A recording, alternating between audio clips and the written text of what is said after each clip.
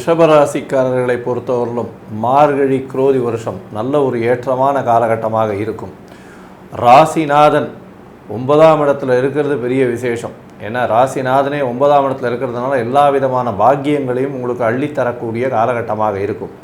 அதை தவிர பார்த்தீங்கன்னா 9 10 அதிபதி 10ஆம் இடத்துல இருக்கிறதும் உங்களுடைய ராசிக்கு 15 தேதியில் ராசிநாதனே 10ஆம் இடத்துல போய் இருக்கிறதும் பெரிய ஏற்றத்தை கொடுக்கும். தொழில் செய்யக்கூடிய அதுவும் இந்த கிளாமர் இண்டஸ்ட்ரியில் இருக்கக்கூடிய சின்னத்திரை பெரிய திரை நடிகர்களுக்கெல்லாம் பெரிய ஏற்றத்தை கொடுக்கக்கூடிய காலகட்டமாக அமைய போகிறது. உங்களுடைய ராசியிலேயே வக்கர குரு இருக்கிறதும் ராகு 11ஆம் இடத்துல இருக்கிறதும் பெரிய ஏற்றம். வெளிநாடு போய் வரக்கூடிய வாய்ப்புகளும் பெரிய ஏற்றத்தை கொடுக்கக்கூடிய காலகட்டமும் அமைய போகிறது.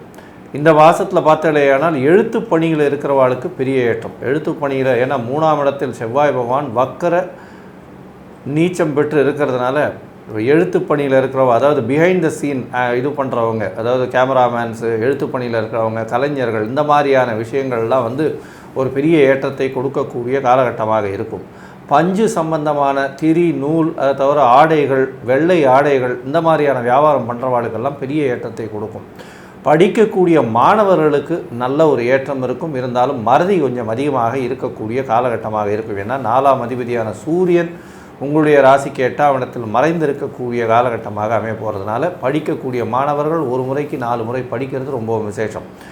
இந்த மாதத்தில் உங்களுடைய ராசிக்கு பார்த்தோம்னா புதனும் 8ஆம் இடத்தில் மறைந்து போகிறார். புதன் மறைந்தால் நிறைந்த கல்வியை கொடுக்கக்கூடிய காலகட்டம். இருந்தாலும் ஞாபக மறதி வரக்கூடிய வாய்ப்புகள் மிகவும் அதிகம். கர்ப்பிணி பெண்கள் கொஞ்சம் ஜாகிரதையாக இருக்கிறது நல்லது. திருமணத்திற்கு பார்த்து கொண்டிருப்பவர்களுக்கு கண்டிப்பாக திருமண பாக்கியம் முதல் 15 நாள்லேயே, மார்கழி மாதம் முதல் 15 நாள்லேயே பார்த்தாலேயானால் திருமண பாக்கியம் வரக்கூடிய, அதாவது கல்யாணத்தை ஃபிக்ஸ் பண்ண முடியாது, இருந்தாலும் இந்த இதுவெல்லாம் மாற்றிக்கிறது, ஏற்கனவே வச்சுருந்த இந்த கார்த்திகை மாதத்தில் உண்டான இந்த ஜாதகத்தெல்லாம் பார்த்து அதை ரெடி பண்ணி வச்சுக்கிறதெல்லாம் பண்ணலாம். இந்த காலகட்டத்தில் நிச்சயமாக அமையக்கூடிய வாய்ப்புகள் நிச்சயமாக இருக்கும்.